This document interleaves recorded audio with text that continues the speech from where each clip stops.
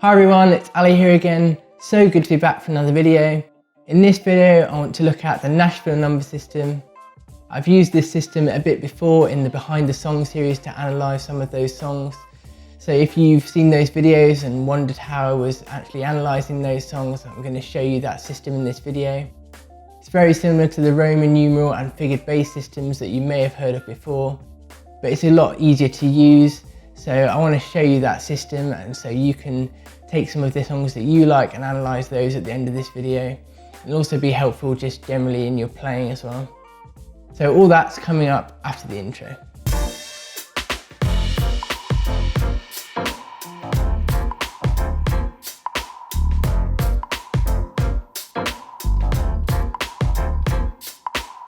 As I said in the intro, there are different number systems available out there.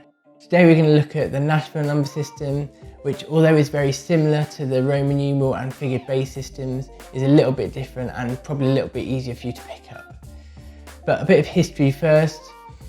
The Nashville number system obviously wasn't the first system. The first system was the Roman numeral system. That's been around since the 1700s. The Nashville number system was actually created by Neil Matthews as a way to help the Jordanaires remember their complex harmony in the studio. It allowed them to chart them out very quickly and easily. It was then picked up by Charlie McCoy as a way to help the rhythm section chart out the songs as well. Since then, it's also been used as a way to analyse music. The system is really simple to use. It simply works by using numbers to indicate the scale degrees based on the root note of that key. That means if you then transpose the music into a different key, the numbers actually stay the same, they just become relative to the new root note of the key. So why use a numbers system? Firstly, as I've already touched on, it's a great way to analyse music. If you look at the Behind the Song series that I've done, I've used the number system quite a bit, and it's a really helpful way of linking different ideas between songs together to help you understand what makes them work, so you can then take that and use it in your own songwriting. Secondly, if you need to change the key of a song to suit your voice better or the voice of an artist you're working with, it can be a bit of a faff sometimes to have to mess around rewriting out the chord sequences. Obviously, as you get better at this, you might be able to do that all in your head, so it's not such an issue. But if you're working with musicians who aren't at that level, or you yourself aren't able to do that yet, or perhaps you're working with another musician that's playing a guitar and they're using a capo, if you're trying to explain a chord sequence to them and you're transposing it up, it can get really complicated sometimes, having to rewrite out the chords and explain to them what chords they're playing relative to you. If you're all in the Nashville number system, it just becomes a lot easier. You just say, oh, this is a 1-4-5-1, and they know exactly what chords that is. So it's a really good system to use to help with that. Thirdly, obviously it's a very quick system. This is why it came up with in the first place. If you're writing a song, or songwriting with someone, and you've just come up with an idea for a verse, but you might be messing around with the keys a bit as you get into the chorus, you don't want to have to go back and try and remember what that chord sequence was or to re-chart that out. It's a lot easier just to have written it down in the Roman numeral system or the Nashville system as we're talking about, and that way it's very quick just to transpose it into new keys and not have to stop and kind of get out of the groove of trying to write that song. Lastly, the Nashville system makes it a lot easier to spot patterns in chord sequences and actually to remember those chord sequences for songs you're learning. It's a lot easier for some reason to remember a 1-4-5-1 chord sequence than it is to say have to remember a G, C, D, G chord sequence or whatever key you might be in. I don't know why, maybe it's just me, but I find it a lot easier to remember number sequences than I do to remember the letter names of chord sequences. Now, there is one big disadvantage to the Nashville number system over the Roman numeral system, and that's that you need to know which chords in the key are major, minor or diminished. With the Roman numeral system, it actually shows you within the symbols which is a minor chord and which is a major chord, but it doesn't for the Nashville system. You have to know which chord is which. So in case you don't know that, I'm going to show you how to work that out now. To begin with, we need to know the tones in the scale. If you know your scales, you'll already know which tones are in which key, but in case you don't, I'm going to show you how to work that out. So I'm going to show you how to work out the tones to the major scale first. If we start at the root and want to find the rest of the notes in the major scale, we follow a simple pattern of intervals. That is whole, whole, half, whole, whole, whole, half. the whole being a tone and the half being a semitone. So an A major scale starting from the A would be A, B, C sharp, D, E, F sharp, G sharp and A. A being obviously the octave. If you need more understanding than that, let me know in the comments and I'll do a more in-depth video explaining how that works. If we then give each scale degree a number starting from 1, we end up with this. Each of the tones in the scale then have a chord built from them. The major scale has a pattern for this as well. This is the pattern that all major scales follow, and that's the first chord is major, second minor, third minor, fourth major, fifth major, sixth minor, and the seventh chord is a diminished, otherwise known as a minor flat 5. So in the key of A, we would end up with the following chords: A major, B minor, C sharp minor, D major, E major, F sharp minor, and finally G sharp minor diminished, otherwise known as G sharp minor flat 5. So you can now see what each chord in the key of A would be as a number.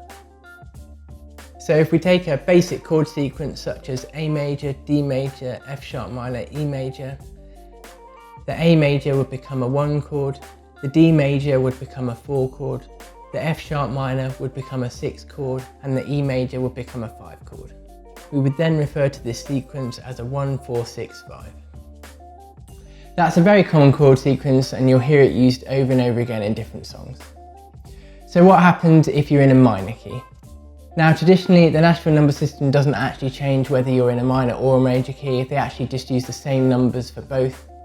Now personally I find this a bit confusing because the harmonic functions don't make sense anymore if you just keep it as all in a major key. So I tend to rewrite mine relative to the minor key.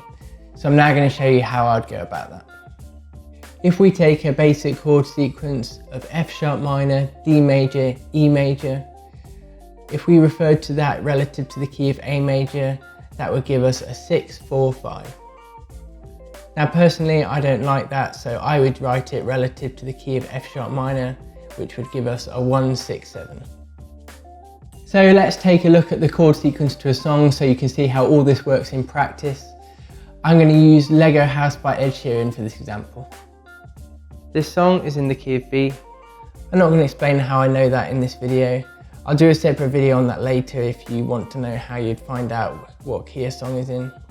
So I'm now going to go through and change the chords of Lego House into the Nashville system. I'll put up the chords in the key of B as a reference for you. So now looking at the first chord B, that becomes a 1. The F sharp becomes a 5. The G sharp minor becomes a 6. The only other chords in the song are E and B over D sharp, which are both used in the chorus. So the E becomes a 4 chord and the B over D sharp becomes a 1 over 3. So if you now wanted to play this song in a different key, if you needed to transpose it for some reason, for example into the key of A, we could do that very easily.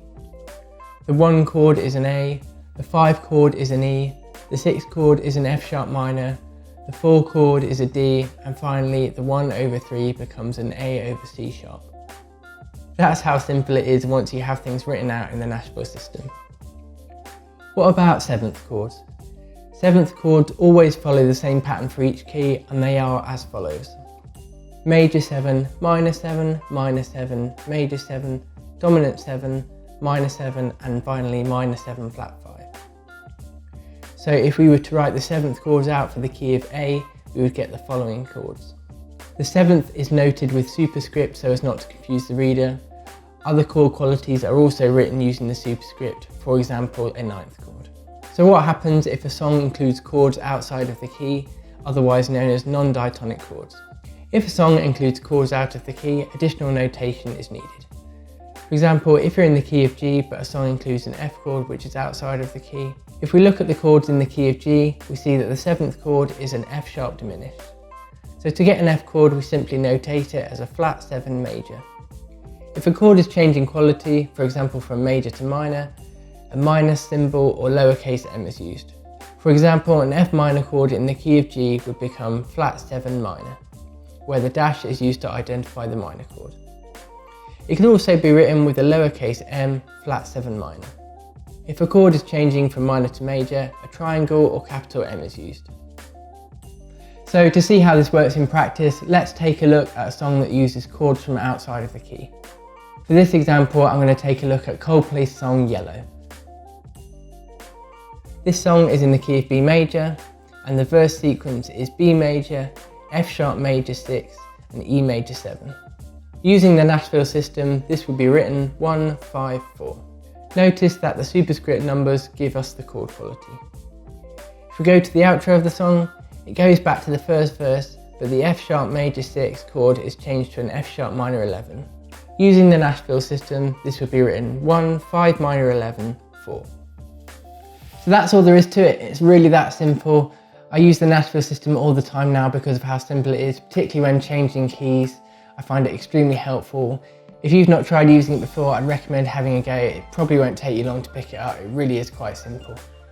I hope you found this video helpful. If you have enjoyed it, please hit the thumbs up. If you've got a friend that you think would like this video, please share it with them. If you'd like to see more of this content in the future, then please hit the subscribe button. Thanks so much, and I'll see you again next time.